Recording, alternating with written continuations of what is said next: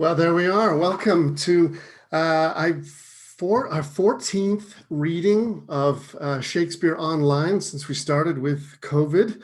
My name is Richard Kenyon. I'm the artistic director of Soul and Bliss, and we're so excited to present to you tonight Shakespeare's masterful comedy, The Comedy of Errors. And it's in its full entirety, no words cut, and it runs about 100 minutes. So it's a really fun, quick, fast kind of piece. Before we start, just a couple of things for those of you that don't know the play. The synopsis, very, very simple. After both being separated from their twins in a shipwreck, Antipholus and his servant Dromio go to Ephesus to find them. And the other set of twins that lives in Ephesus and the new arrivals cause a series of incidents of mistaken identity, all sorts of wonderful things. And at the end, the twins find each other and the parents, and everything's resolved and all the problems are resolved as well. So it's very straightforward, very simple. And, it works as a great kind of physical piece. And I was thinking about Zoom performances today and the work that we've been doing since March. And, I was kind of feeling a little down because we don't have the props, we don't have full costumes. But then I realized, in many ways, I feel that we are so much closer to the Elizabethan stage in Zoom than I had ever imagined. In Shakespeare's time, audiences came to hear a play because it was the words and it was the arguments that they loved. And as the chorus so reminds us in Henry V, the chorus says, "Piece out our imperfections with your thoughts." And even later in that speech, the chorus says, "And most importantly for the work that we do on Zoom, on your imaginary forces work." So we meet here in the cyber world to hear these plays, to hear the words, and to allow ourselves, even if it's just for a moment in the chaos and the craziness of each day that we have now, to be affected by these powerful words and these incredible stories. And I want to thank you wherever you're listening to and watching us. We have a great archives of Shakespeare plays that we've done since March, as I said, that are all on our website at www.soulandbliss.com. So we encourage you to go, and we have the Scottish play, we have Hamlet in 3 parts, the entire text, we have King John, As You Like It, Lear, of course, and so many others as well. So yeah, we're excited, and although the physicality of the comedy won't be there tonight, the words will be, and we encourage you to really kind of enjoy that. So before we start, I want to introduce to you my intrepid group of actors who literally one of them was at the Arctic Circle less than 5 days ago and came back to do these reads. So we're blessed at the commitment that our team has. So these are our actors.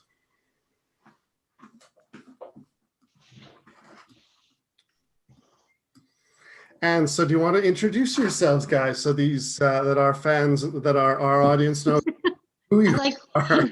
I like that we might have fans. I'm Luann. I'm playing a couple of merchants and the courtesan. Hi, I'm Paul. I'm playing Aegean. Hi, I'm Jordan, and I'm playing Luciana. Hi, I'm Glenn Thomas, and I'm playing Silenus, the Duke of Ephesus. Hi, I'm Megan, and I am playing Adriana. Hi, I'm Alana, and I'm playing Balthazar and the Abbess. Hi there, my name is Christian Brune, and I'm playing a couple of Dromios. Local Dromio, it's got a hat on, backwards, and visiting Dromio, which does not have a hat on. Hi, I'm Megan St. Thomas, and I'm going to be Angelo, the goldsmith, and Pinch. Hi, I'm Burke, and I'm Luce and officer. And I'm Richard, and I'm playing Antipholus, the local Antipholus, like the local Dromio. We wear these very cool and stylish hats.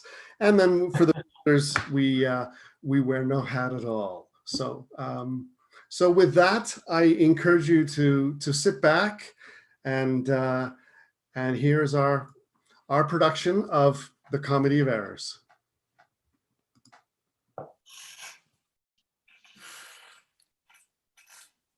Proceed, Solinus, to procure my fall, and by the doom of death end woes and all. Merchant of Syracusa, plead no more. I am not partial to infringe our laws. The enmity and discord which of late sprung from the rancorous outrage of your duke to merchants, our well-dealing countrymen, who, wanting guilders to redeem their lives, have sealed his rigorous statutes with their bloods, excludes all pity from our threatening look. For since the mortal and intestine jars twixt thy seditious countrymen and us, it hath in solemn synods been decreed both by the Syracusans and ourselves to admit no traffic to our adverse towns. Nay, more, if any born at Ephesus be seen at any Syracusan marts and fairs, again, if any Syracusan born come to the bay of Ephesus, he dies. His goods confiscate to the Duke, dispose, unless 1,000 marks be levied to quit the penalty and to ransom him. Thy substance, valued at the highest rate, cannot amount to but what, 100 marks? Therefore by law thou art condemned to die. Yet this my comfort, when your words are done, my woes end likewise with the evening sun. Well, Syracusan, say in brief the cause why thou departs from thy native home, and for what cause thou camest to Ephesus. A heavier task could not have been imposed than I to speak my griefs unspeakable. Yet that the world may witness that my end was wrought by nature, not by vile offense, I'll utter what my sorrow gives me leave. In Syracusa was I born, and wed unto a woman, happy but for me, and by me, had not our hap been bad. With her I lived in joy, our wealth increased by prosperous voyages I often made to Epidamnium, till my factor's death. And he great care of goods at random left, drew me from kind embracements of my spouse, from whom my absence was not 6 months old, before herself, almost at fainting under the pleasing punishment that women bear, had made provision for her following me, and soon and safe arrived where I was. There had she not been long, but she became a joyful mother of 2 goodly sons, and which was strange, the one so like the other, as could not be distinguished but by names. That very hour, and in the self-same inn, a poor mean woman was delivered of such a burden, male twins, both alike. Those, for their parents were exceeding poor, I bought and brought up to attend my sons. My wife, not meanly proud of 2 such boys, made daily motions for our home return. Unwilling I agreed. Alas, too soon we came aboard. A league from Epidamnium had we sailed before the always wind-obeying deep gave any tragic instance of our harm. But longer did we not retain much hope, for what obscured light the heavens did grant, did but convey until our fearful minds a doubtful warrant of immediate death, which though myself would gladly have embraced, yet the incessant weepings of my wife, weeping before for what she saw must come, and piteous plainings of the pretty babes that mourned for fashion, ignorant what to fear, forced me to seek delays for them and me. And this it was, for other measures was none. The sailors sought for safety by our boat, and left the ship then sinking right to us. My wife, more careful for the latter born, had fastened him onto a small spare mast, such as seafaring men provide for storms. To him one of the other twins was bound, while Iced had been, like heedful of the other. The children thus disposed, my wife and I, fixing our eyes on whom our care was fixed, fastened ourselves at either end of the mast, and floating straight, obedient to the stream, was carried toward Corinth, as we thought. At length the sun, gazing upon the earth, dispersed those vapors that offended us, and by the benefit of his wished light, the seas waxed calm, and we discovered 2 ships from far, making amain to us. Of Corinth that, of Epidaurus this.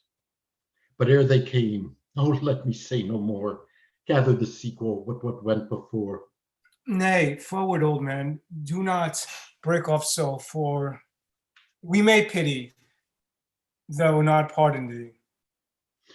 Oh, had the gods done so, I had not now worthily termed them merciless to us. For ere the ships could meet by twice 5 leagues, we were encountered by a mighty rock, which being violently borne up, our helpful ship was splitted in the midst. So that in this unjust divorce of us, fortune had left to both of us alike. What to delight in, what to sorrow for. Her part, poor soul, seeming as burdened with lesser weight, but not with lesser woe, was carried with more speed before the wind. And in our sight they 3 were taken up by fishermen of Corinth, as we thought. At length another ship had seized on us, and knowing whom it was their hap to save, gave helpful welcome to their shipwrecked guests, and would have reft the fishers of their prey, had not their bark been very slow of sail. And therefore homeward did they bend their course. Thus have you heard me severed from my bliss, that by misfortunes was my life prolonged, to tell sad stories of my own mishaps. And for the sake of them thou sorriest for, do me the favor to dilate at full what hath befallen of them and thee till now. My youngest boy, and yet my eldest care, at 18 years became inquisitive after his brother, and importuned me that his attendant, so his case was like reft of his brother, but retained his name, might bear him company in the quest of him, whom whilst I'd labored of a love to see, I hazarded the loss of whom I'd loved. 5 summers have I spent in farthest Greece, roaming clean through the bounds of Asia, and coasting homeward, came to Ephesus, hopeless to find, yet loath to leave unsought, or that, or any place that harbors men. But here must end the story of my life, and happy were I in my timely death, could all my travels warrant me they live. Hapless Aegean, whom the fates have marked to bear the extremity of dire mishap. Now trust me, were it not against our laws, against my crown, my oath, my dignity, which princes would, they may not disannul, my soul should sue as advocate for thee. But though thou art adjudged to the death, and past sentence may not be recalled, but to our great honors great disparagement, yet will I favor thee in what I can. Therefore, merchant, I limit thee this day to seek thy help by beneficial help. Try all the friends thou hast in Ephesus, beg thou or borrow to make up the sum and live. If no, then thou art doomed to die. Jailer, take him to thy custody. I will, my lord. Hopeless and helpless doth his Aegean wend, but to procrastinate his lifeless end.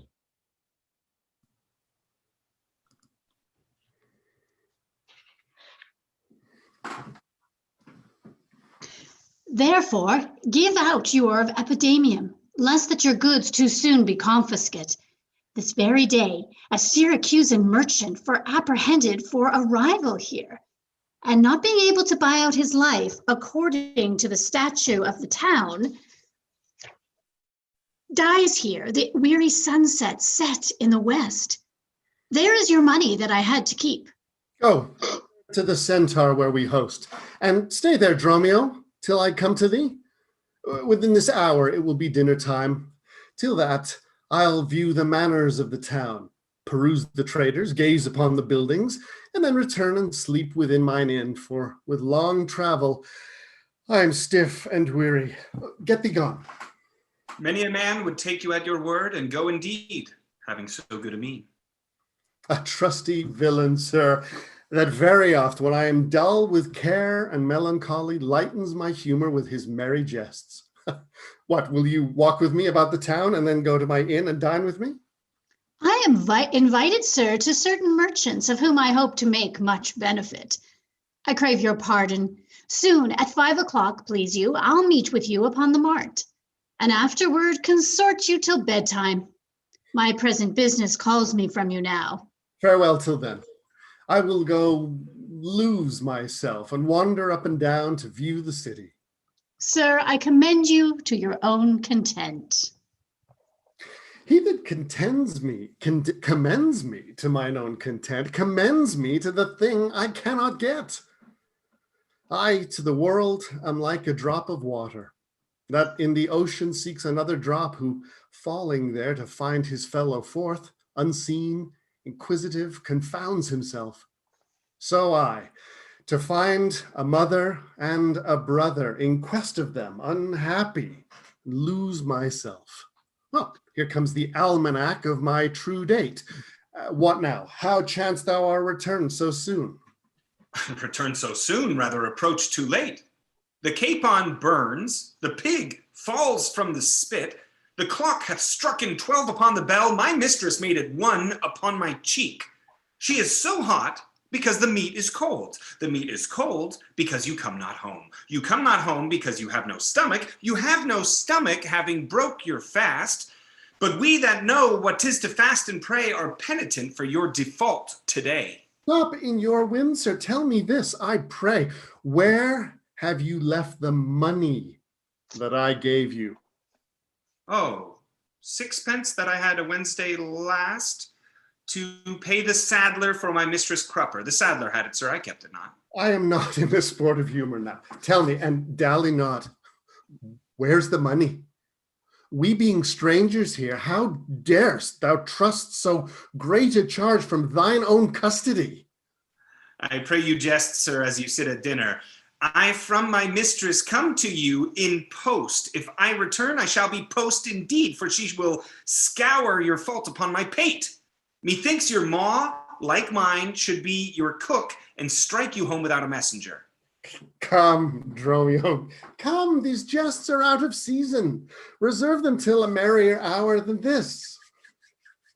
Where is the gold I gave in charge to thee? To me, sir.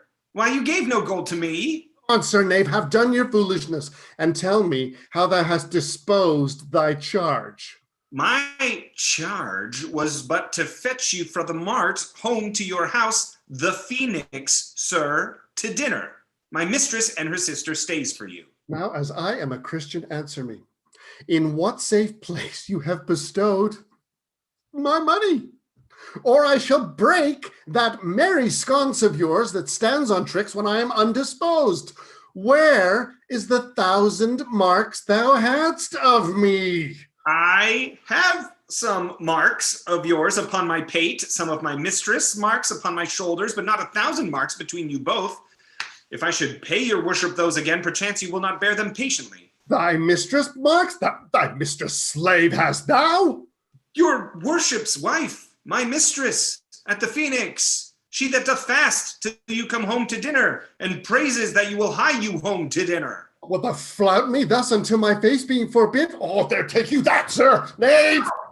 Yo, what means you, sir? For God's sake, hold your hands, nay. And you will not, sir? I'll take my heels. Upon my life, by some device or other, the villain is o'erwrought of all my money.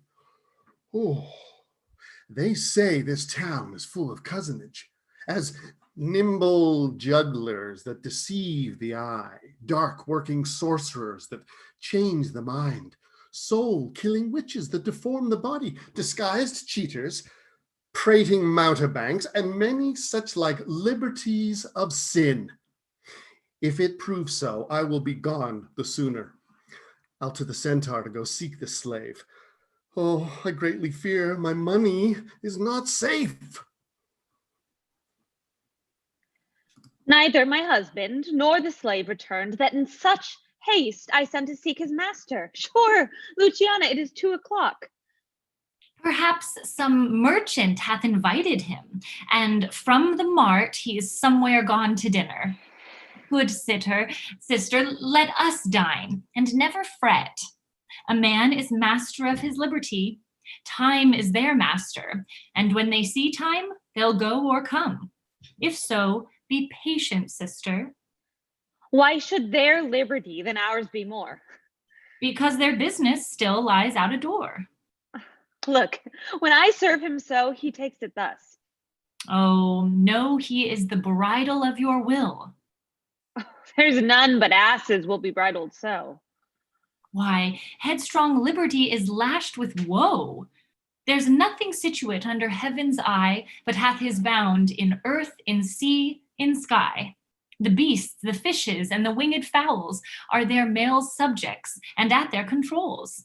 Man more divine, the master of all these, Lord of the wide world and wild watery seas, endued with intellectual sense and souls of more preeminence than fish and fowls, are masters to their females and their lords.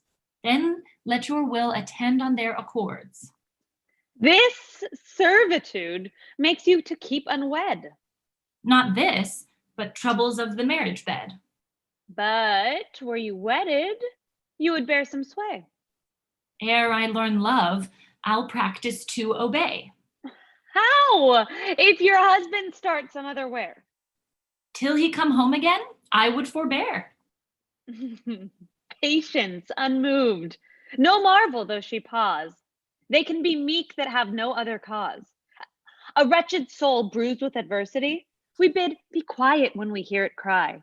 But were we burdened with like weight of pain, as much or more we should ourselves complain. So thou that hast no unkind mate to grieve thee, with urging helpless patience would relieve me? But if thou live to see like right bereft, this fool begged patience in thee will be left. Well, I will marry one day, but to try. Here comes your man. Now is your husband nigh? Say, is your tardy master now at hand? Nay, he's at 2 hands with me, and that my 2 ears can witness. Say, didst thou speak with him? Knowest thou his mind? Aye, he told me his mind upon mine ear. Beshrew his hand, I scarce could understand it. Spake he so doubtfully, thou couldst not feel his meaning? Nay, he stroke so plainly I could too well feel his blows, and withal so doubtfully that I could scarce understand them. But say, I prithee, is he coming home? It seems he hath great care to please his wife. Why, mistress, sure my master is horn mad. Horn mad? That villain! I mean not cuckold mad, but sure he is stark mad. When I desired him to come home to dinner, he asked me for 100 marks in gold. "'Tis dinner time," quoth I. "My gold," quoth he. "Your meat doth burn," quoth I. "My gold," quoth he. "Will you come?" quoth I. "My gold," quoth he. "Where is the 1,000 marks I gave thee, villain?" "The pig," quoth I, "is burned." "My gold," quoth he. "My mistress, sir," quoth I. "Hang up thy mistress, I know not thy mistress, out on thy mistress." Quoth who? Quoth my master. "I know," quoth he, "no house, no wife, no mistress, so that my errand due unto my tongue, I thank him, I bear home upon my shoulders, for in conclusion he did beat me there." Go back again, thou slave, and fetch him home. Go back again and be new beaten home? For God's sake, send some other messenger. Back, slave, or I will break thy pate across.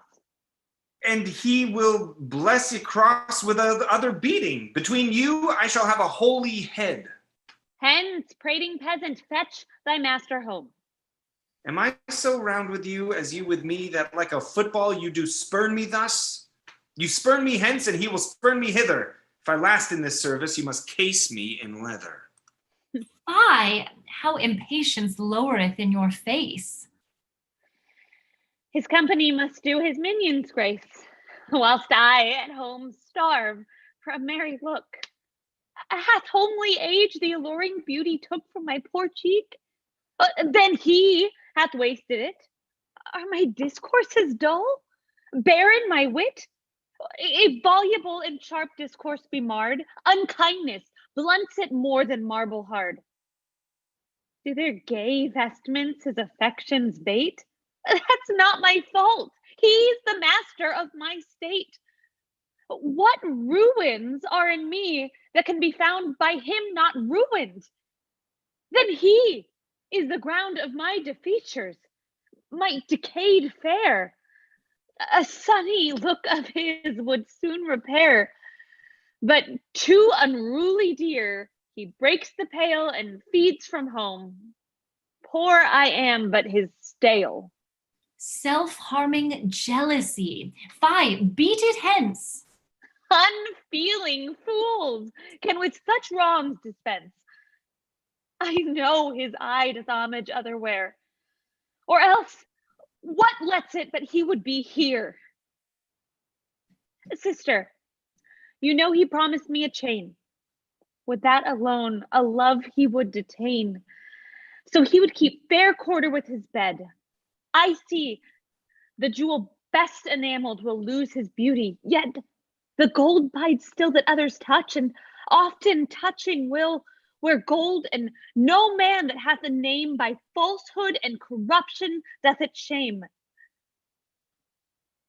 Since that my beauty cannot please his eye, I'll weep what's left anyway, and weeping die. How many fond fools serve mad jealousy?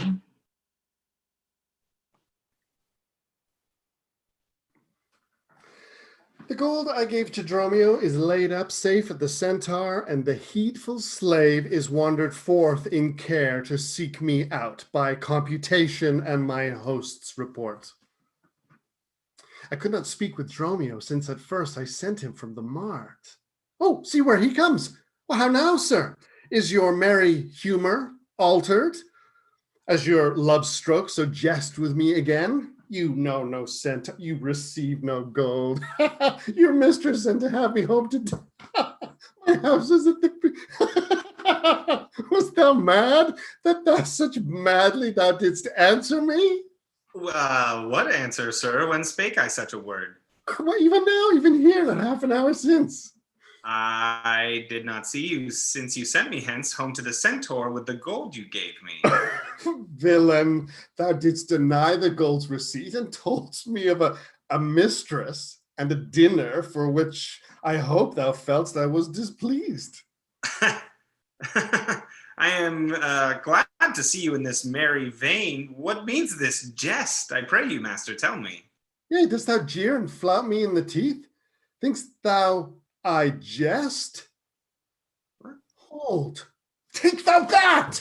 Hold, sir, hold! For God's sake, now your jest is earnest. Upon what bargain do you give it me? Because that I familiarly sometimes do use you for my fool, and chat with you, your sauciness will jest upon my love, and make a common of my serious hours. When the sun shines, let foolish gnats make sport, but creep in crannies when he hides his beams. If you will jest with me, know my aspect, and fashion your demeanor to my looks, or I will beat this method in your sconce. Sconce, call you it? So you would leave battering. I had rather have it ahead, and you use these blows long. I must get a sconce for my head, and ensconce it too, or else I shall seek my wit in my shoulders. But I pray you, sir, why am I beaten? Dost thou not know? Nothing, sir, but that I am beaten. I tell you why. Aye, sir, and wherefore? For they say every why hath a wherefore.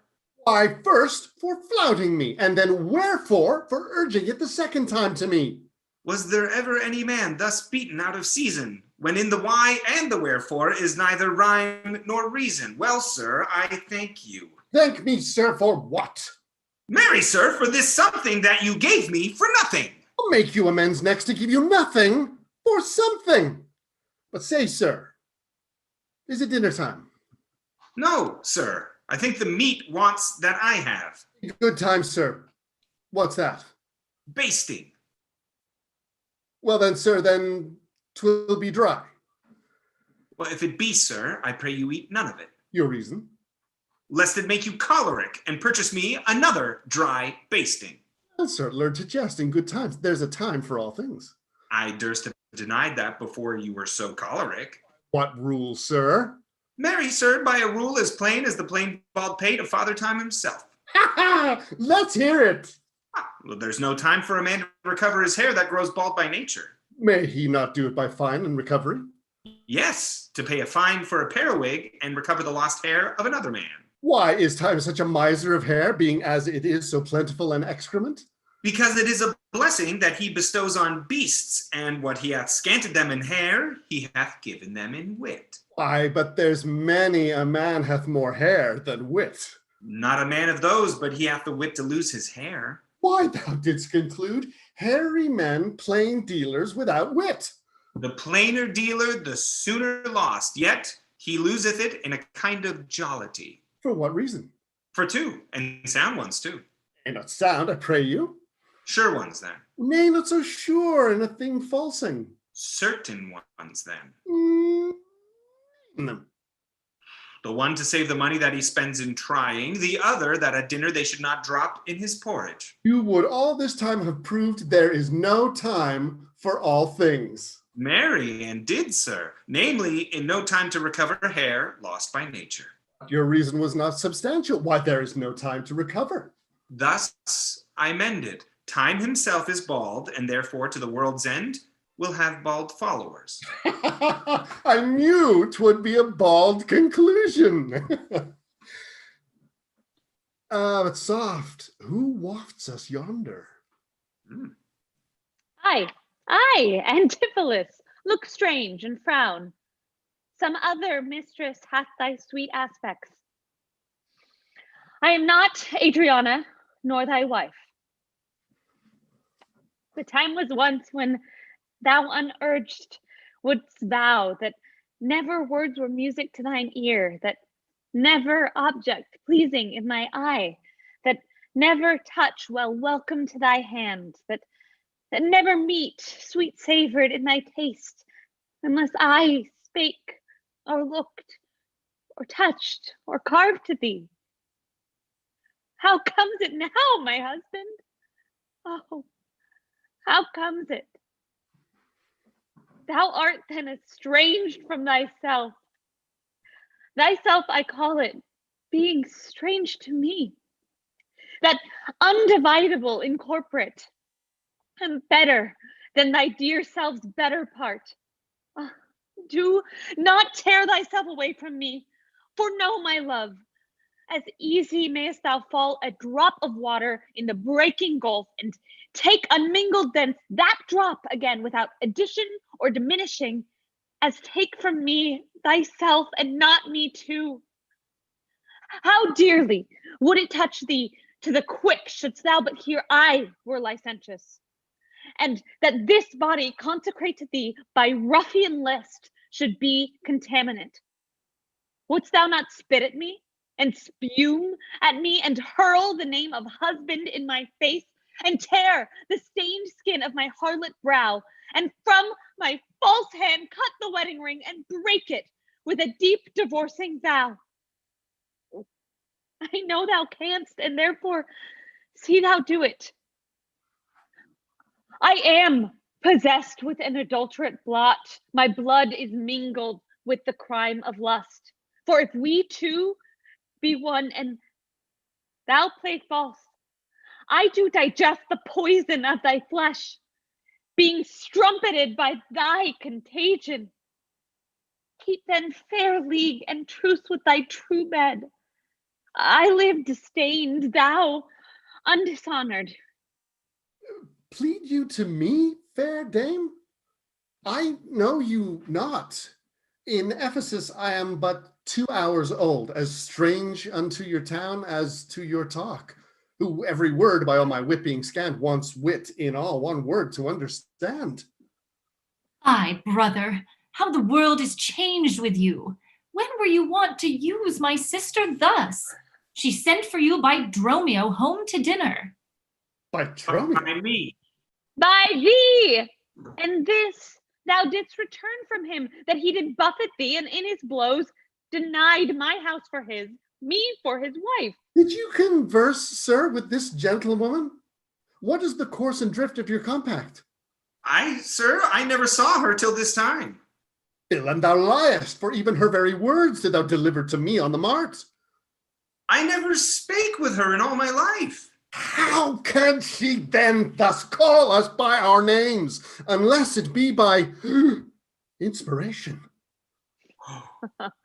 Oh, how ill agrees it with your gravity to counterfeit thus grossly with your slave, abetting him to thwart me in my mood. Be it my wrong, you are from me exempt, but wrong not that wrong with a more contempt. Come, I will fasten on this sleeve of thine. Thou art an elm, my husband, I a vine, whose weakness married to thy stronger state makes with thy strength to communicate. If aught possess thee from me, it is dross, usurping ivy, briar, or idle moss, who all for wanting of pruning with intrusion infect thy sap and live on thy confusion. To me she speaks. She moves me for her theme. What, was I married to her in my dream? Or sleep I now, and think I hear all this? What error drives our eyes and ears amiss? Until I know this sure uncertainty, I'll entertain the freed fallacy. Dromio, go bid the servants spread for dinner. Oh, for my beads, I cross for me a sinner. This is the fairyland. Oh, spite of spites, we talk with goblins, owls, and sprites. If we obey them not, this will ensue. They'll suck our breath or pinch us black and blue. Why pratest thou to thyself and answerest not? Dromio, thou snail, thou slug, thou sot. I am transformed, master, am I not? I think thou art in mind, and so am I. Nay, nay, master, both in mind and in my shape. Thou hast thine own form. No, I am an ape. If thou art changed to aught, 'tis to an ass. 'Tis true, she rides me, and I long for grass. 'Tis so, I am an ass, else it could never be, but I should know her as well as she knows me. Come, come. No longer will I be a fool to put the finger in the eye and weep, whilst man and master laughs my woes to scorn. Come, sir, to dinner. Dromio, keep the gate. Husband, I'll dine above with you today and shrive you of 1,000 idle pranks. Sirrah, if any ask you for my master, say he dines forth, and let no creature enter. Come, sister. Dromio, play the porter as well. In earth, in heaven, or in hell, sleeping or walking, mad or well advised, known unto these and to myself disguised. Oh, I'll say as they say and persevere so, and in this midst at all adventures go. Master, shall I be porter at the gate? Aye, and let none enter, lest I break your pate. Oh, no.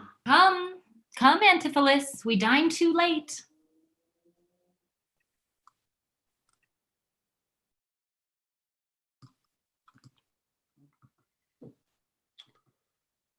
Good Signor Angelo, you must excuse us all. My wife is shrewish when I keep not hours. Say that I lingered with you at your shop to see the making of her carcanet, and that tomorrow you will bring it home.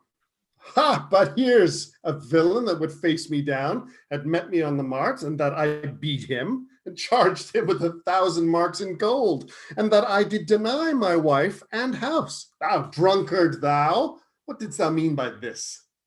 Say what you will, sir, but I know what I know, that you beat me at the mart. I have your hand to show. If your skin were parchment and your blows you gave were ink, your own handwriting would tell you what I think. I think thou art an ass. Marry, so it doth appear, by the wrongs I suffer and the blows I bear. I should kick being kicked, and being at that pass, you would keep from my heels and beware of an ass. You're sad, Signor Balthazar. Pray God our cheer may answer my good will and your good welcome here. I hold your dainties cheap, sir, and you're welcome, dear. Ah, Signor Balthazar, either at flesh or fish, a table full of welcome makes scarce one dainty dish. Good meat, sir, is common that every churl affords. And welcome more common, for that's nothing but words. Small cheer and great welcome makes a merry feast. Aye, to a miserly host and more sparing guest. But though my cates be mean, take them in good part. Better cheer may you have, but not with better heart. But soft, my door is locked. Go bid them let us in.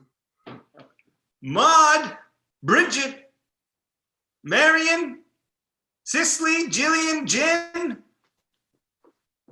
Malm, Malthorse, Capon, Coxcomb, Idiot, Patch, either get thee from the door or sit down at the hatch. Dost thou conjure for wenches that ye cost for such store? When one is one too many, go get thee from the door. What Patch is made our porter? My master stays in the street. Let him walk from hence he came, lest he catch cold on his feet. Who talks within there? Ha! Open the door. Right, sir, I'll tell you when, and you'll tell me wherefore. For my dinner. I have not dined today. Nor today here you must not come again when you may. What art thou that keepst me out from the house that I owe? The porter for this time, sir, and my name is Dromio. Oh, villain! Thou hast stolen both mine office and my name. The one ne'er got me credit, the other mickle blame. If thou hast been Dromio today in my place, thou wouldst have changed thy face for a name, or thy name for an ass. What a collie is there, Dromio? Who are those at the gate? Let my master in, Luce. Faith, no, he comes too late, and so tell your master. Oh, Lord, I must laugh. Have at you with a proverb shall I set in my staff? Have at you with another. That's when. Can you tell? If thy name be called Luce, Luce, thou hast answered him well. You hear, you minion? You'll let us in, I hope. I thought to have asked you. And you said no. So come help, well strook, there was a blow for blow. Baggage, let me in. Can you tell for those whose sake? Master knocked the door hard. Let him knock till it ache. You'll cry for this, minion, if I beat that door down. What needs all that and a pair of stocks in the town? Who is at the door that keeps all this noise? By my troth, your town is troubled with unruly bodies. You there, wife? You might have come before. Your wife, sir knave. Go, get you from the door. If you went in pain, master, this knave would go for.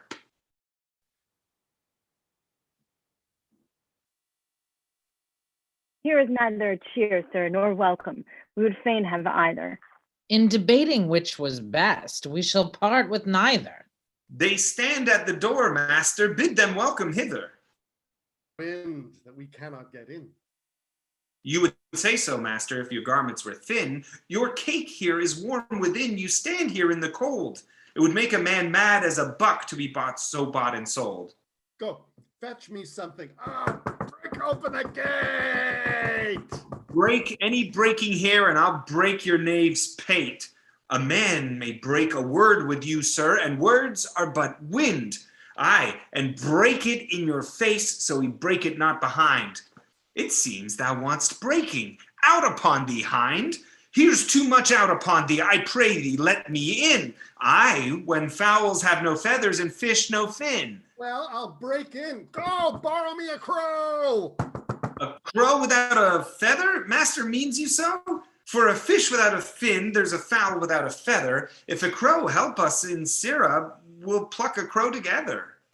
Get thee gone and fetch me an iron crow.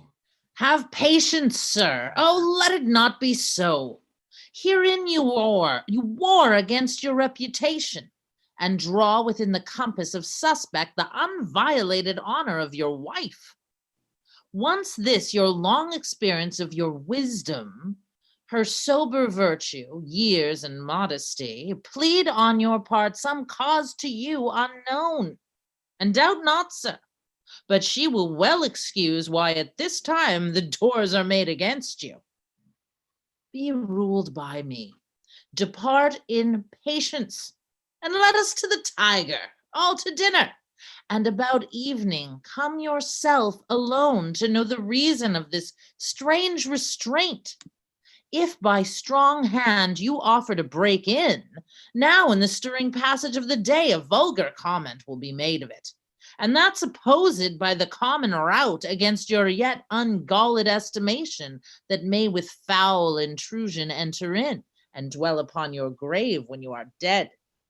For slander lives upon succession, forever housed where it gets possession. You have prevailed. I will depart in quiet, and in despite of mirth, mean to be merrier. I know a wench of excellent discourse, pretty and witty, wild, and yet too gentle. There will we dine. This woman that I mean, my wife, but I protest without desert, hath oftentimes upbraided me withal. To her will we to dinner, get you home, and fetch you the chain. And by this I know 'tis made. Bring it, I pray you, to the Porpentine, for there's the house. That chain will I bestow, be it for nothing but to spite my wife upon mine hostess there. Good sir, make haste. Since mine own doors refuse to entertain me, I'll knock elsewhere to see if they'll disdain me. I'll meet you at the place some hour hence. Do so. This jest shall cost me some expense.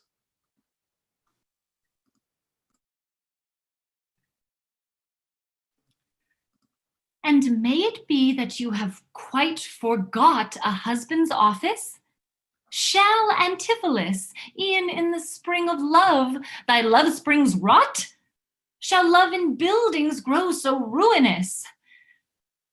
If you did wed my sister for her wealth, then for her wealth's sake use her with more kindness. Or if you like elsewhere, do it by stealth. Muffle your false love with some show of blindness. Let not my sister read it in your eye. Be not thy tongue thy own shame's orator. Look sweet, speak fair, become disloyalty. Apparel vice like virtue's harbinger. Bear fair presence, though your heart be tained. Teach sin the carriage of a holy saint. Be secret false. What need she be acquainted? What simple thief brags of his own attain? 'Tis double wrong to truant with your bed, and let her read it in thy looks at board. Shame hath a bastard fame well managed. Ill deeds is doubled with an evil word. Alas, poor women, make us not believe, being compact of credit, that you love us. Though others have the arm, show us the sleeve. We in your motion turn, and you may move us. Then, gentle brother, get you in again. Comfort my sister, cheer her, call her wise. 'Tis holy sport to be a little vain, when the sweet breath of flattery conquers strife. Sweet mistress, what your name is else I know not, nor by what wonder you do hit of mine. Less in your knowledge and your grace you show not than our earth's wonder, more than earth divine. Teach me, dear creature, how to think and speak, and lay open to my earthy gross conceit. Smothered in errors, feeble, shallow, weak, the folded meaning of your words' deceit, against my soul's pure truth, why labor you to make it wander in an unknown field? Are you a god? Would you create me new?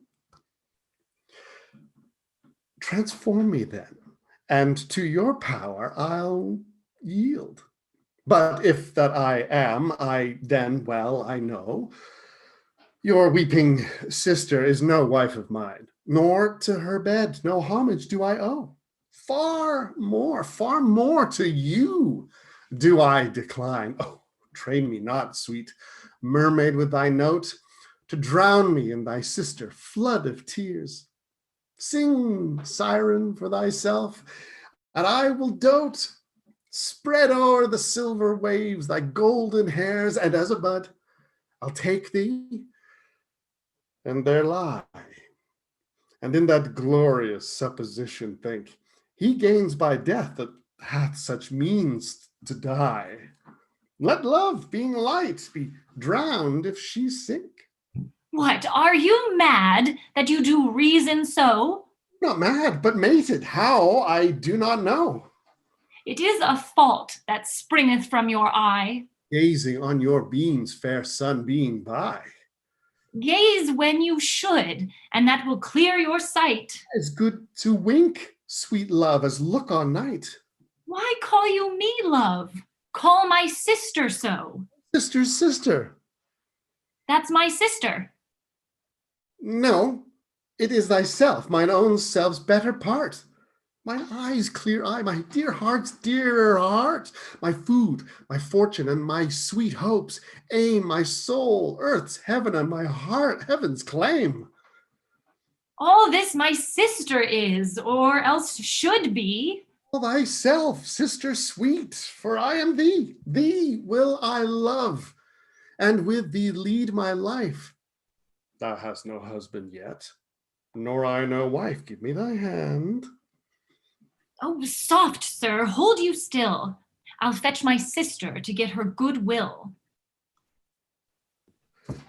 How now, Dromio, where runn'st thou so fast? Do you know me, sir? Am I Dromio? Am I your man? Am I myself? Thou art Dromio, thou art my man, and thou art thyself. I am an ass, I am a woman's man, and besides myself. What woman's man, and how beside thyself? Marry, sir, besides myself, I am due to a woman, one that claims me, one that haunts me, one that will have me. What claim lays she to thee? Marry, sir, such claim as you would lay to your horse, and she would have me as a beast, not that I being a beast she would have me, but that she, being a very beastly creature, lays claims to me. What is she? A very reverend body, aye, such a one as a man may not speak of without he say Sir Reverence. I have been luck in the match, and yet she is a wondrous fat marriage. How dost thou mean a fat marriage? Marry, sir, she's the kitchen wench and all grease, and I know not what use to put her to, but to make a lamp of her and run from her by her own light. I warrant her rags and the tallow in them will burn a Poland winter. If she lives till doomsday, she'll burn a week longer than the whole world. What complexion is she of?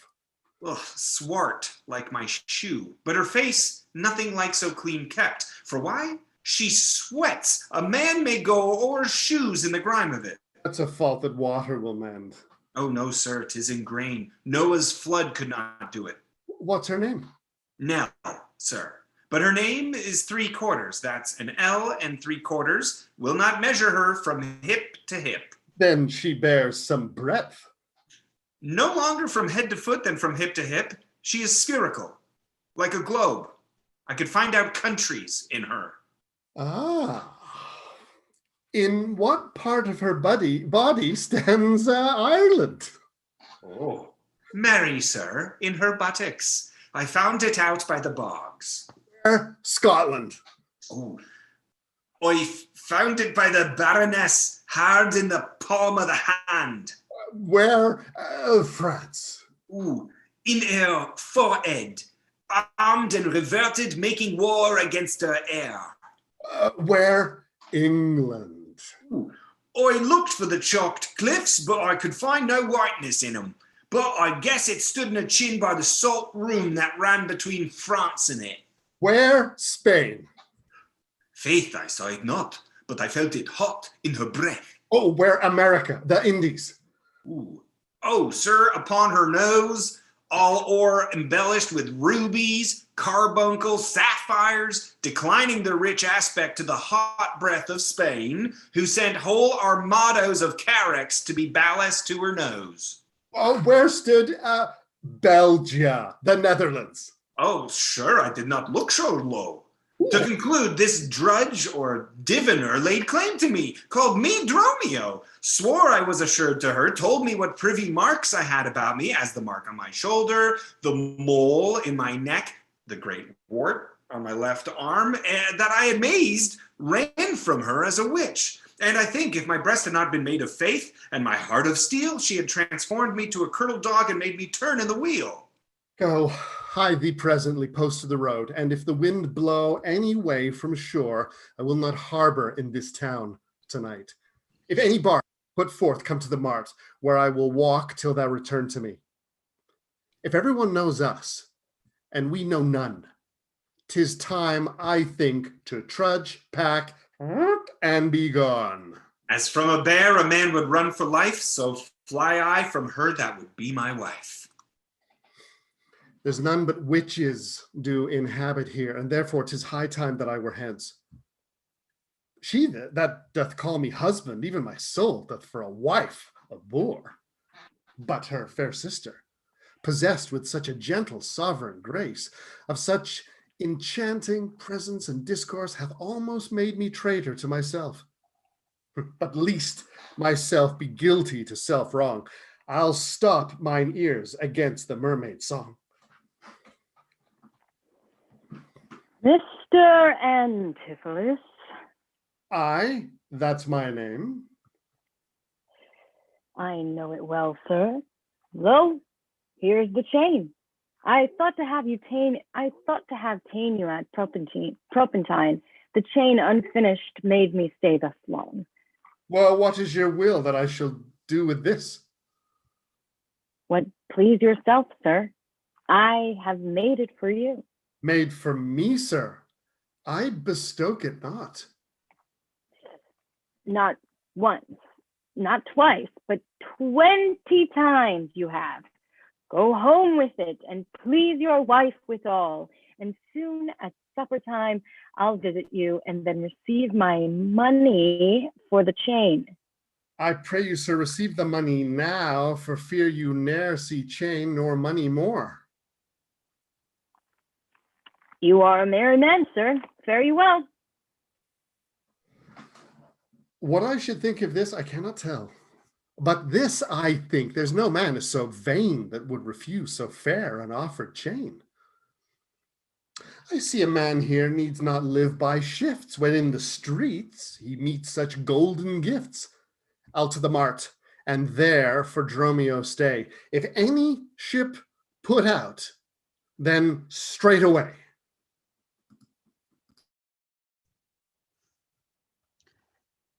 You know, since Pentecost the sum is due, and since I have not much importuned you, not now I had not, but that I am bound to Persia, and want guilders for my voyage. Therefore make present satisfaction, or I'll attach you by this officer. Even just the sum that I do owe to you is growing to me by Antipholus. And then in the instant that I met with you, he had of me a chain at 5 o'clock. I shall receive the money for the same. Please with you to walk with me down to his house. I will discharge my bond and thank you too. That labor may you save. See where he comes. While I go to this goldsmith's house, go thou and buy a rope's end that I will bestow among my wife and their confederates, for locking me out of my doors by day. A little bit soft, I see the goldsmith. Get thee gone. Buy thou a rope and bring it home to me. I buy £1,000 a year. I buy a rope. A man is well holp up that trusts to you. I promise your presence and the chain, but neither chain nor goldsmith came to me. Be like you thought our love would last too long if it were chained together, and therefore came not. Saving your merry humor, here's the note. How much your chain weighs to the utmost carat, the finesse of the gold, the churchful fashion, which doth amount to 3 ducats more than I stand debted to this gentleman. I pray you see him presently discharged, for he is bound to see and stays but for it. I am not furnished with the present money, besides I have some business in the town. Good Signor, take the stranger to my house, and with you take the chain, and bid my wife disperse the sum on the receipt thereof. Perchance I will be there as soon as you. Then you will bring the chain to her yourself. No, bear it with you, lest I come not time enough. Well, sir, I will. Have you the chain about you? And if I have not, sir, I hope you have, or else you may return without your money. Nay, come. I pray you, sir, give me the chain. Both wind and tide stays for this gentleman, and I too blame have held him here too long. But Lord, you use this dalliance to excuse your breach of promise to the Porpentine. I should have cheated you for not bringing it, but like a shrew, you first begin to brawl. The hour steals on, I pray you, sir. Dispatch! You hear how he impromptus me? The chain! Give it to my wife and fetch your money. Come. You know I gave it to you even now. Either send the chain or send me by some token. Right now you can run this humor out of breath. Come, where's the chain? I pray you, let me see it.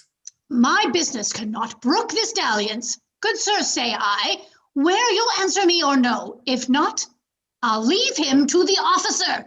I answer you. Why? What should I answer you?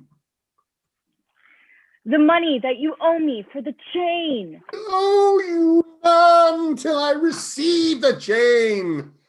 You know I gave you half an hour since. You gave me none. You wrong me much to say so. You wrong me more, sir, in denying it. Consider how it stands upon my credit. Well, officer, arrest him by my suit. I do, and charge you in the Duke's name to obey me. This touches me in reputation. Either consent to pay this sum for me, or I attach you by this officer. Consent to pay thee that I never had? Arrest me, foolish fellow, if thou darest. Here is thy fee. Arrest him, officer. I would not spare my brother in this case, if he should scorn me so apparently. I do arrest you, sir. You hear the suit. I do obey thee till I give thee bail. But sirrah, you shall buy this sport as dear as all the metal in your shop will answer. Sir, I shall have law in emphasis. To your notorious shame, I doubt it not. Master, there's a bark of epidemium that stays but till her owner comes aboard, and then, sir, she bears away. Our frottage, sir, I have conveyed aboard, and I have bought the oil, the balsamum, and aquavitae. The ship is in her trim, the merry wind blows fair from land. They stay for naught at all, but for their owner, master, and yourself. Well now, a madman.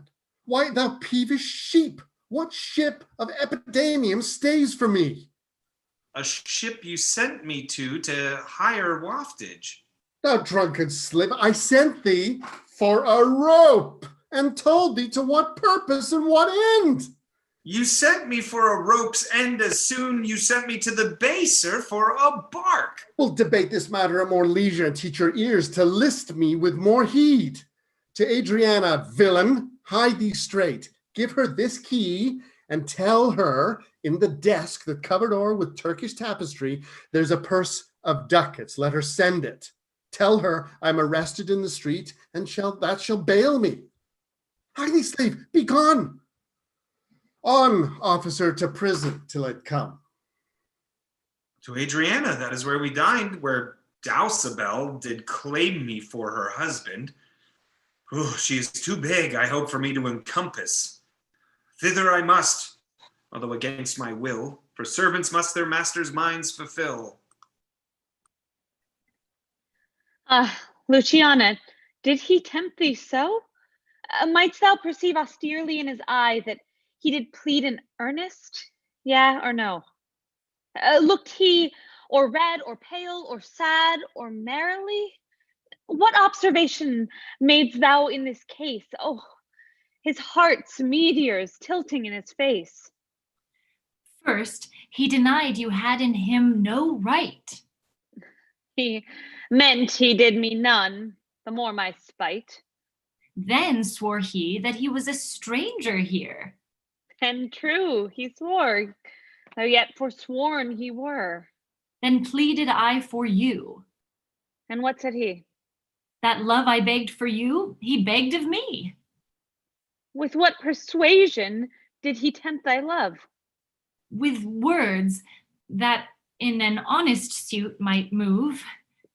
First, he did praise my beauty, then my speech.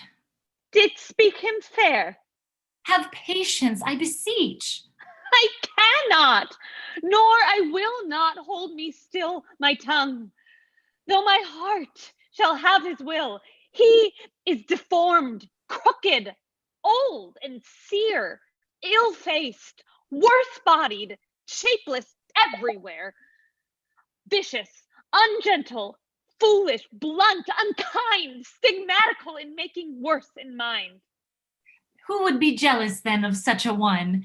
No evil lost is wailed when it is gone.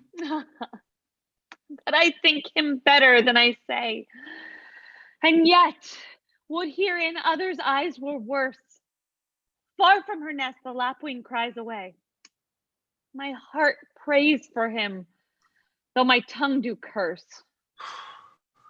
Here go, the desk, the purse. Sweet, now make haste. How hast thou lost thy breath? By running fast. Where is thy master, Dromio? Is he well? No, he's in Tartar limbo, worse than hell. A devil in an everlasting garment hath him, on whose hard heart is buttoned up with steel, a fiend, a fairy, pitiless and rough, a wolf, nay, worse, a fellow all in buff, a back friend, a shoulder clapper, one that countermaids the passage of allies, creeks, and narrow lands. A hound that runs counter and yet draws dry foot well, one that before the judgment carries poor souls to hell. Why, man, what is the matter? I do not know the matter. He is rested on the case. What? Is he arrested? Tell me at whose suite? I know not at whose suite he is arrested well, but it is a suite of buff which rested him, that I can tell. Will you send him, Mistress Redemption, the money in his desk? Go, fetch it, sister. This I wonder at. Thus he, unknown to me, should be in debt? Tell me, was he arrested on a band? Not on a band, but on a stronger thing. A chain. A chain! Do you not hear it ring? What, the chain? No, the bell. 'Tis time that I were gone. If it was 2 ere I left him, and now the clock strikes 1. The hours come back? That did I never hear. Oh, yes, if any hour meet a sergeant, a turns back for very fear.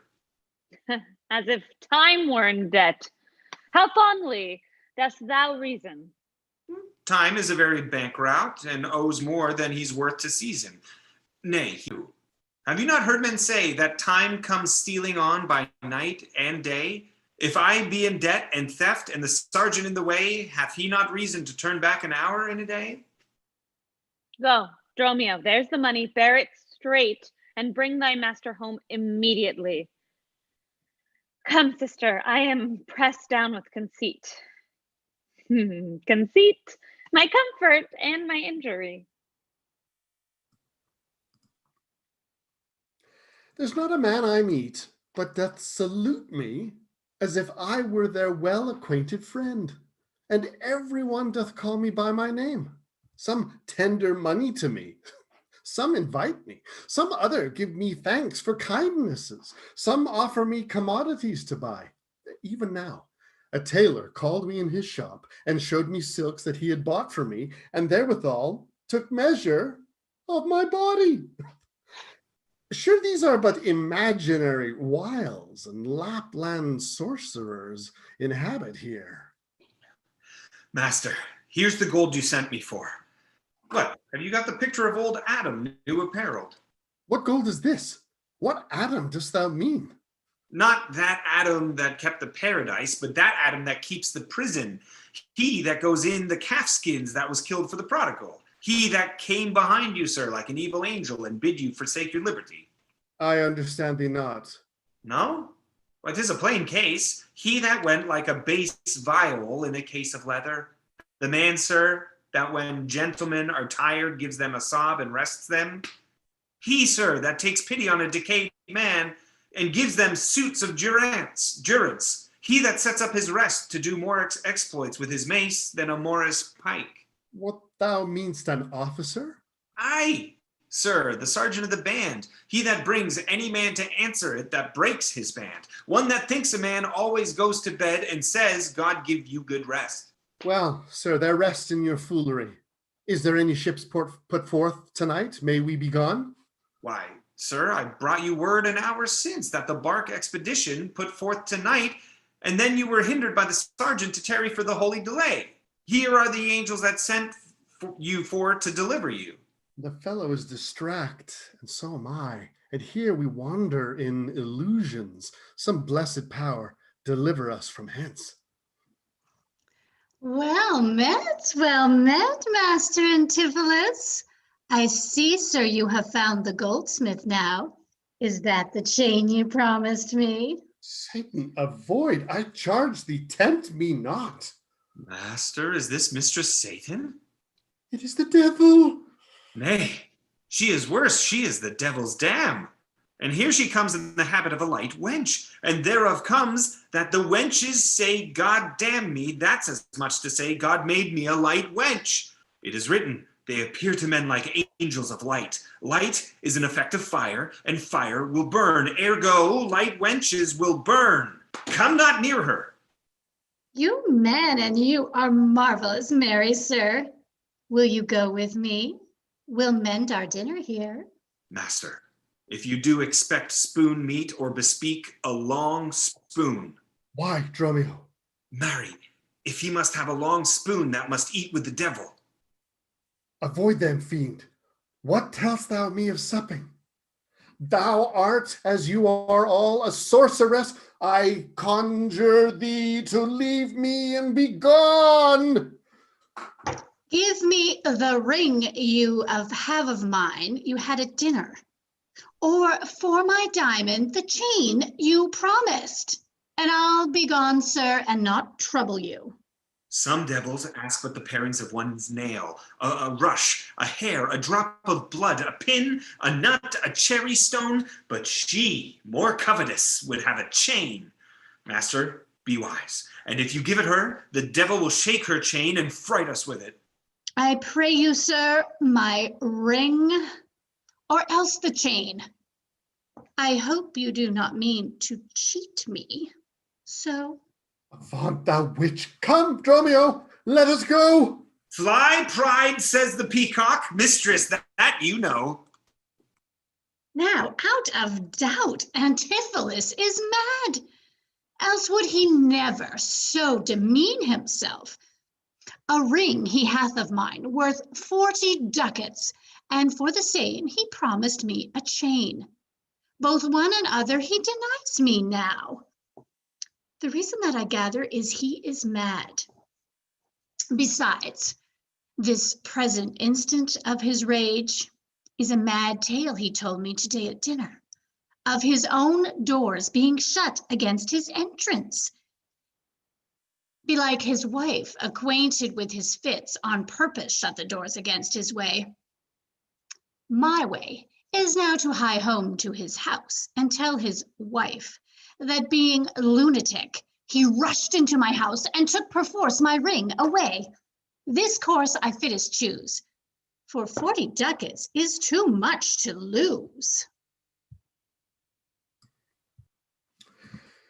Fear me not, man, I will not break away. I'll give thee ere I leave thee so much money to warrant thee as I am rested for.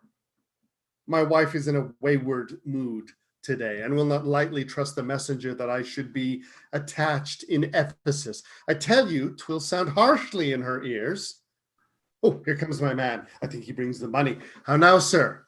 Have you that I sent you for? Here's that I warrant you will pay them all. Where's the money? Why, sir, I gave the money for the rope. 500 ducats, villain, for a rope? I'll serve you, sir, 500 at the rate. To what end did I bid thee hide thee home?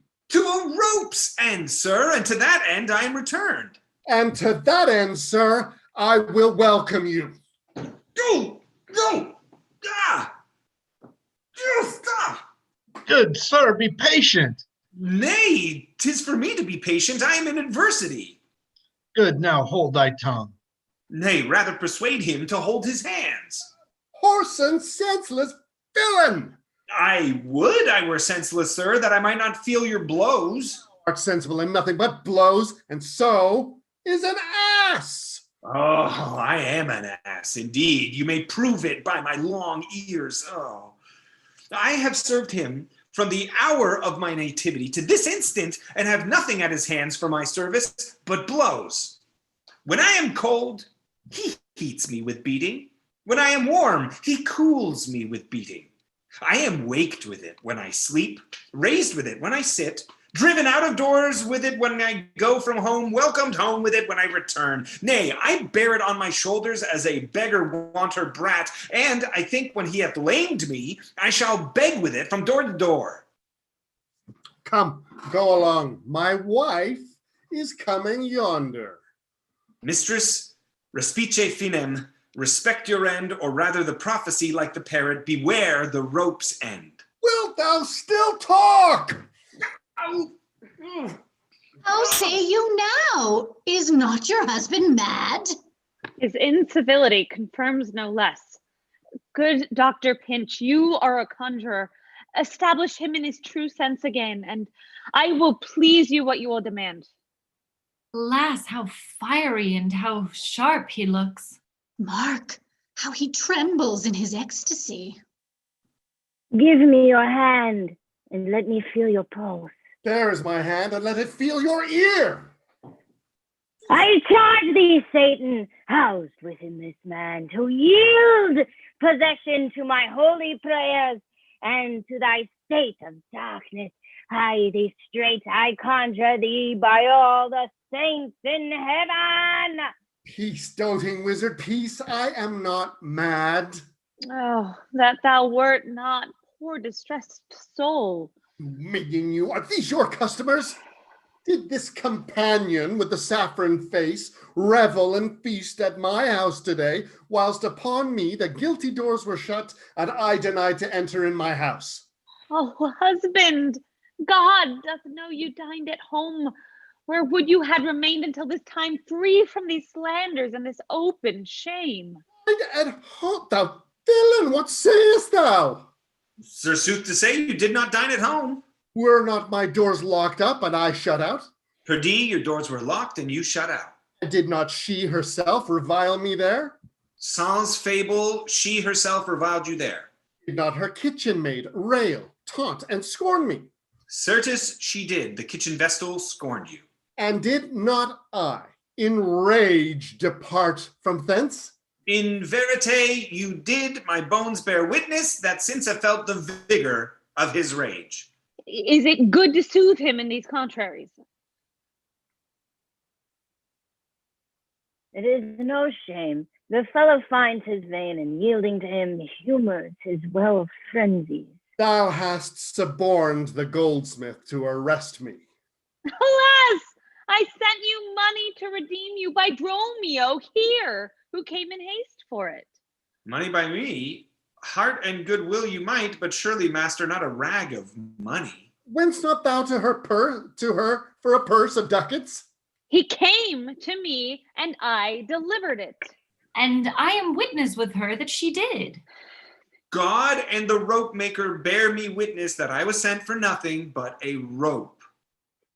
Mistress, both man and masters are possessed. I know it by their pale and deadly looks. They must be bound and laid in some dark room. Say, wherefore didst thou lock me forth today, and why dost thou deny the bag of gold? I did not, gentle husband, lock thee forth. And gentle mister, I received no gold, but I confess, sir, that we were locked out. Ah, dissembling villain, thou speakest false. in both. Dissembling harlot, thou art false in all, and art confederate with a damned pack to make a loathsome abject scorn of me. But with these nails, I'll pluck out these false eyes that would behold me in this shameful sport. Oh, bind him, bind him! Let him not come near me. Ah, more company. The fiend is strong within him. Ay me, poor man, how pale and wan he looks. What, will you murder me, thou jailer, thou? I am thou prisoner, wilt thou suffer me to make a rescue? Master, let him go. He is my prisoner, and you shall not have him. Go, bind this man, for he is frantic too. What wilt thou do, thou peevish officer? Hast thou delight to see a wretched man do outrage and displeasure to himself? He is my prisoner. If I let him go, the debt he owes will be required of me. I will discharge thee ere I go from thee. Bear me forthwith unto his creditor, and knowing how the debt grows, I will pay it. Good master doctor, see him safe conveyed home to my house. Oh, most unhappy day. Oh, most unhappy strumpet. Master, I am here, entered in bond for you. Out on thee, villain, wherefore dost thou mad me? Will you be bound for nothing? Be mad good, master, cried the devil. God help poor souls, how idly do they talk. Go, bear him hence. Sister, go you with me. Say now, whose suite is he arrested at? One Angelo the goldsmith. Do you know him? I know the man. What is the sum he owes? 200 ducats. Say, how grows it due? Due for a chain your husband had of him. He did bespeak a chain for me, but had it not. When as your husband all enraged today came to my house and took away my ring, the ring I saw upon his finger now, straight after did I meet him with a chain. Maybe so, but I did never see it. Come, jailer, bring me where the goldsmith is. I long to know the truth hereof at large. God for thy mercy, they are loose again. And come with naked swords. Let's call more help to have them bound again. Ah, Away, they'll kill us. I see these witches are afraid of swords. She that would be your wife now ran from you. Come to the centaur, fetch our stuff from thence. I long that we were safe and sound aboard. Faith, stay here this night. They will surely do us no harm. You saw they speak us fair, give us gold. Methinks they are such a gentle nation that but for the mountain of mad flesh that claims marriage of me, I could find in my heart to stay here still and turn witch. I will not stay tonight for all the town, therefore away to get our stuff aboard.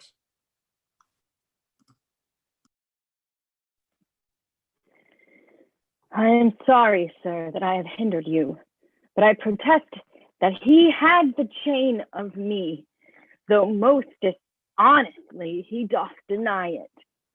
How is the man esteemed here in the city?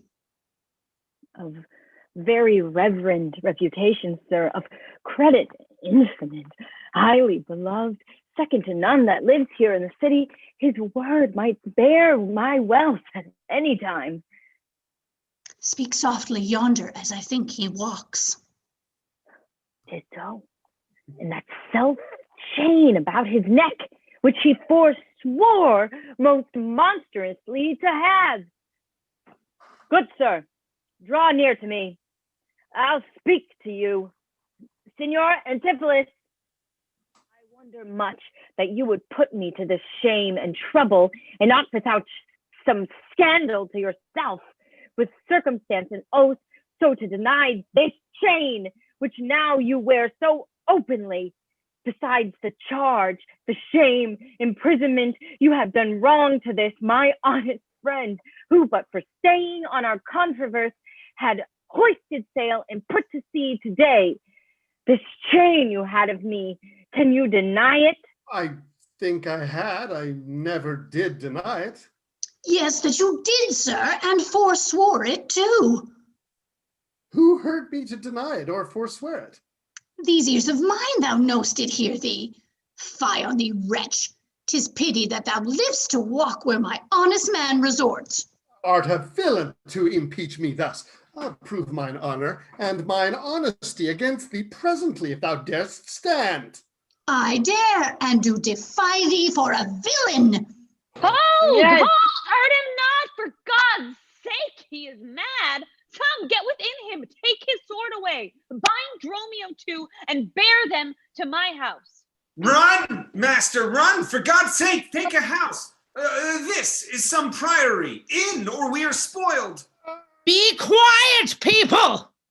Wherefore throng you hither? To fetch my poor distracted husband hence. Let us come in, that we may bind him fast and bear him home for his recovery. I knew he was not in his perfect wits. I am sorry now that I did draw on him. How long hath this possession held the man? This week he hath been heavy, sour, sad, and much different from the man he was. But till this afternoon his passion ne'er brake into extremity of rage. Hath he not lost much wealth by wrack of sea? Buried some dear friend? Hath not else his eye estrayed his affection in unlawful love? A sin prevailing much in youthful men who give their eyes the liberty of gazing. Which of these sorrows is he subject to? To none of these except the last, namely some love that drew him off from home. You should for that have reprehended him. Why, so I did, Aye, but not rough enough, as roughly as my modesty would let me, haply in private. and in assemblies too. Aye, but not enough. It was the copy of our conference. In bed he slept not for my urging it. At board he fed not for my urging it. Alone it was the subject of my theme. In company I often glanced it. Still did I tell him it was vile and bad. And thereof came it that the man was mad. The venom clamors of a jealous woman poisons more deadly than a mad dog's tooth. It seems his sleeps were hindered by thy railing, and thereof comes it that his head is light. Thou sayest his meat was sauced with thy upbraidings. Unquiet meals make ill digestions, thereof the raging of fever bred. And what's a fever but a fit of madness? Thou sayest his sports were hindered by thy brawls. Sweet recreation barred, what doth ensue but moody and dull melancholy, kinsman to grim and comfortless despair?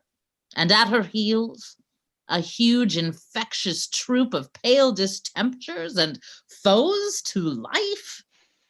In food, in sport, and life-preserving rest, to be disturbed, what mad or man or beast? The consequence is then, thy jealous fits hath scarred thy husband from the use of wits. She never reprehended him but mildly, when he demeaned himself rough, rude, and wildly. I bear you these rebukes and answer not. He did betray me to my own reproof. Good people enter and lay hold on him. No, not a creature enters in my house. Then let your servants bring my husband forth. Neither. He took this place for sanctuary, and it shall privilege him from your hands till I have brought him to his wits again, or lose my labor in assaying it. I will attend my husband, be his nurse, diet his sickness, for it is my office, and will have no attorney but myself, and therefore let me have him home with me. Be patient, for I will not let him stir till I have used the approved means I have, with wholesome syrups, drugs, and holy prayers, to make of him a formal man again. It is a branch and parcel of mine oath, a charitable duty of my order. Therefore depart, and leave him here with me. I will not hence and leave my husband here, and ill it doth beseem your holiness to separate the husband and the wife. Be quiet and depart! Thou shalt not have him. Complain unto the Duke of this indignity. Come, go. I will fall prostrate at his feet and never rise until my tears and prayers have won his grace to come in person hither and take perforce my husband from the abbess. By this I think the dial points at 5. Anon, I am sure the Duke himself in person comes this way to the melancholy vale, the place of depth and some execution behind the ditches of the abbey here. Upon what cause? To see a reverend Syracusan merchant put unlucky into this bay, against the laws and statutes of this town, beheaded publicly for his offense. See where they come. We will behold his death. Kneel to the Duke before he pass the abbey. Yet once again proclaim it publicly, if any friend will pay the sum for him, he shall not die, so much we tender him.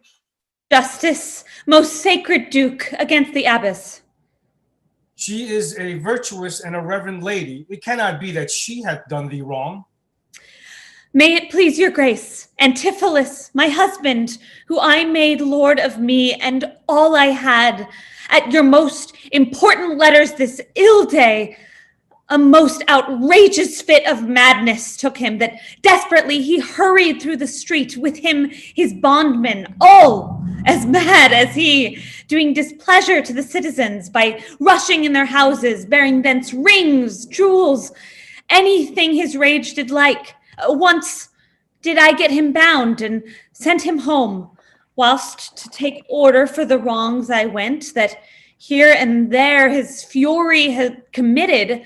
Anon I wot not by what strong escape he broke from those that had the guard of him, and with his mad attendant and himself, each one with ireful passion, with drawn swords, met us again, and madly bent on us, chased us away, till, raising of more aid, we came again to bind them, and then they fled into this abbey, whether we pursued them. And here the abbess shuts the gates on us, and will not suffer us to fetch him out, not send him forth that we may bear him hence. Therefore, most gracious Duke, with thy command, let him be brought forth and borne hence for help. Long since thy husband served in my wars, and I to thee engaged a princess word. When thou didst make him master of thy bed, to do him all the grace and good I could. Go, some of you, knock on the abbey gate and bid the lady abbess come to me. I will determine this before I stir. Oh, mistress, shift and save yourself. My master and his man are both broke loose, beaten the maids around, and bound the doctor, whose beard they have singed off with brands of fire, and ever as it blazed, they threw on him great pails of puddled mire to quench the hairs. My mister preaches patience to him, and the while his man with scissors nicks him like a fool, and sure, unless you send some present help, between them they will kill the conjurer. Peace, fool! Thy master and his man are here, and that is false thou dost report to us. Mistress, upon my life I tell you true. I have not breathed almost since I did see it. He cries for you and vows if he can take you to scorch your face and to disfigure you. Oh, God. Hark! Mistress, I be gone. Come, stand by me, or fear nothing. Guard with halberds. Aye, me, it is my husband. Witness you that he is born with about invisible. Even now we housed him in the abbey here, and now he's there, past thought of human reason. Justice! Most gracious Duke, oh, grant me justice. even for the service that long since I did thee, when I bestrid thee in the wars and took deep scars to save thy life, even for the blood that then I lost for thee. Now grant me justice. Unless the fear of death doth make me dumb, I see my son Antipholus and Dromio. Justice, sweet prince, against that woman there, she who thou gavest to me to be my wife, that hath abused and dishonored me, even in the strength of height of injury, beyond imagination is the wrong that she this day hath shameless thrown on me. Discover how, and thou shalt find me just. This day, great Duke, she shuts the doors upon me, while she with harlots feasted in my house. A grievous fault. Say, woman, didst thou so? No, my good lord, myself. He and my sister today did dine together, so befall my soul. As this is false, he burdens me withal. Ne'er may I look on day nor sleep on night, but she tells to your highness simple truth. Oh, perjured woman, they are both forsworn. In this the madman justly charges them. My liege, I am advised what I say, neither disturbed with the effect of wine, nor heady rash provoked with raging ire, albeit my wrongs might make one wiser mad. This woman locked me out this day from dinner. That goldsmith there, were he not packed with her, could witness it. For he was with them then who parted with me to go to fetch a chain, promising to bring it to the Porpentine, where Balthazar and I did dine together. Our dinner done, and he not coming thither, I went to seek him. In the street I met him, and in his companion that gentleman. And there did this perjured goldsmith swear me down that I this day of him received the chain, which God he knows I saw not. For the which he did arrest me with an officer. I did obey, and sent my peasant home for certain ducats, he with none returned. Then fairly I bespoke the officer to go in person with me to my house. By the way, we met my wife, her sister, and a rabble more of vile confederates. Along with them they brought one Pinch, a hungry, lean-faced villain, a mere anatomy, a mountebank, a threadbare juggler, and a fortune teller, a needy, hollow-eyed, sharp-looking wretch, a living dead man. This pernicious slave, forsooth, took on him as a conjurer. Gazing in mine eyes, feeling my pulse, and with no face as 'twere out facing me, cries out, I was possessed.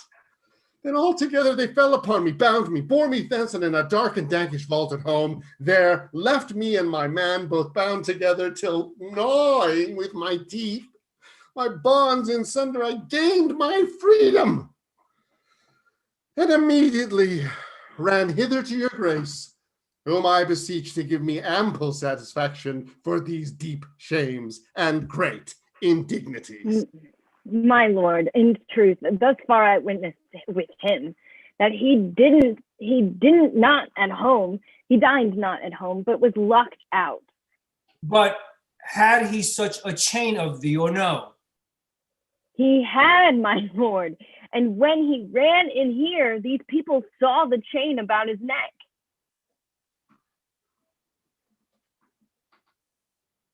Besides, I will be sworn these ears of mine heard you confess you had the chain of him, after you first forswore it on the mart. And thereupon I drew my sword on you, and then you fled into the abbey here, from whence I think you are come by miracle. I never came within these abbey walls, nor ever didst thou draw thy sword on me. I never saw the chain. So help me heaven, and this is false, you burden me withal. Why, what an intricate impeach is this? I think you all have drunk of Circe's cup. If here you housed him, here he would have been. If he were mad, he would not plead so coldly. You said he dined at home. The goldsmith here denies that saying, Sirrah, what say you? Sir, he dined with her there at the Porpentine. He did, and from my finger snatched that ring. True, my liege, this ring I had of her. Sawst thou him enter at the abbey here? As sure, my liege, as I do see your grace. Why, this is strange. Go, call the abbess hither. I think you are all mated or stark mad. Most mighty Duke, vouchsafe me speak a word. Haply I see a friend will save my life and pay the sum that may deliver me. Speak freely, Syracusan, what thou wilt. Is not your name, sir, called Antipholus? And is not that your bondsman Dromio? Within this hour I was his bondman, sir, but he, I thank him, gnawed into my cords. Now am I Dromio, and his man unbound. I am sure you both of you remember me. Ourselves we do remember, sir, by you, for lately we were bound as you are now. You are not Pinch's patient, are you, sir? Why you look you strange on me? You know me well. I never saw you in my life till now. Oh, grief hath changed me since you saw me last, and careful hours with time's deformed hand have written strange defeatures in my face. But tell me yet, dost thou not know my voice? Neither. Dromio nor thou? No, trust me, sir, nor I. I am sure thou dost. I, sir, but I am sure I do not, and whatsoever a man denies, you are now bound to believe him.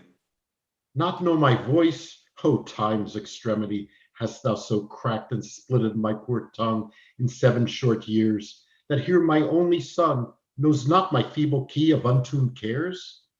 Though now this grained face of mine be hid in sap-consuming winter's drizzled snow, and all the conduits of my blood froze up, yet hath my night of life some memory, my wasting lamp some fading glimmer left, my dull deaf ears a little used to hear. All these old witnesses I cannot bear. Tell me, thou art my son, Antipholus? I never saw my father in my life. But 7 years since, in Syracusa, boy, thou know'st we parted, but perhaps, my son, thou shamest to acknowledge me in misery. The Duke and all that know me in the city can witness with me that it is not so. I never saw Syracusa in my life. I tell thee, Syracusan, 20 years have I been patron to Antipholus, during which time he ne'er saw Syracusa. I see thy age and dangers make thee dote. Most mighty Duke, behold a man much wronged. I see 2 husbands, or mine eyes deceive me. One of these men is genius to the other, and so of these, which is the natural man and which is the spirit? Who deciphers them? I, sir, am Dromio. Command him away. I, sir, am Dromio. Pray, let me stay. Aegean, art thou not? Or else his ghost? Oh, my old master, who hath bound him here? Whoever bound him, I will loose his bonds and gain a husband by his liberty. Speak, old Aegean, if thou beest the man that hadst a wife once called Amelia, that bore thee at a burthen 2 fair sons? Oh, if thou beest the same Aegean, speak, and speak unto the same Amelia. Why, here begins his morning story right. These 2 Antipholus, these 2 so alike, and these 2 Dromios, one in semblance. Besides her urging of the racket sea, these are the parents to these children which accidentally are met together. If I dream not, thou art Amelia. If thou art she, tell me, where is that son that floated with thee on the fatal raft? By men of Epidamium, he and I, and the twin Dromio, all were taken up. But by and by rude fishermen of Corinth by force took Dromio and my son from them, and me they left with those of Epidamium. What then became of them I cannot tell. I to this fortune that you see me in. Antipholus, thou camest from Corinth first. No, sir, not I. I came from Syracuse. Stay. Stand apart. I know not which is which. I came from Corinth, my most gracious lord. And I with him. Brought to this town by that most famous warrior, Duke Menaphon, your most renowned uncle. Which of you two did dine with me today? I, gentle mistress. And are you not my husband? No, I say to that. And so do I, yet did she call me so? And this fair gentlewoman, her sister here, did call me brother. What I told you then, I hope I shall have leisure to make good, if this be not a dream I see and hear. That is the chain, sir, which you had of me. I think it be, sir, I deny it not. And you, sir, for this chain arrested me? I think I did, sir. I deny it not. I sent you money, sir, to be your bail by Dromio, but I think he brought it not? No, none by me. This purse of ducats I received from you, and Dromio, my man, did bring them me. I see we still did meet each other's man, and I was ta'en for him, and he for me, and thereupon these errors are arose. These ducats pawn I for my father here. It shall not need. Thy father has his life.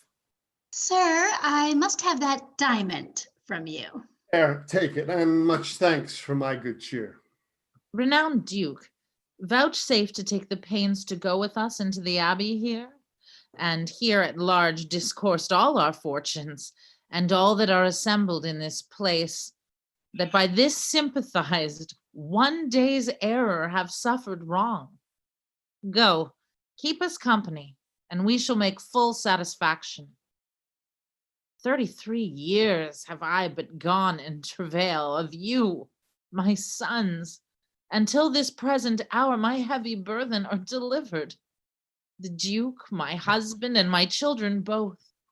And you, the calendars of their nativity. Go to a gossip's feast, and go with me. After so long grief, such nativity. With all my heart, I'll gossip at this feast. Mast, shall I fetch your stuff from shipboard? Dromio, what stuff of mine hast thou embarked? Your goods that lay at host, sir, in the Centaur. He speaks to me. I am your master, Dromio. Come, go with us. We'll look to that anon. Embrace thy brother there. Rejoice with him. There is a fat friend at your master's house that kitchened me for you today at dinner. She shall now be my sister, not my wife. Oh, methinks you are my glass and not my brother. I see by you, I am a sweet-faced youth. Will you walk in to see their gossiping? Oh, no, not I, sir, you are my elder. Huh, that's a question. How shall we try it? Oh, we'll draw cuts for the senior. Till then, lead thou first. Nay, then, thus. We came into the world like brother and brother. Now let's go hand in hand, not one before another.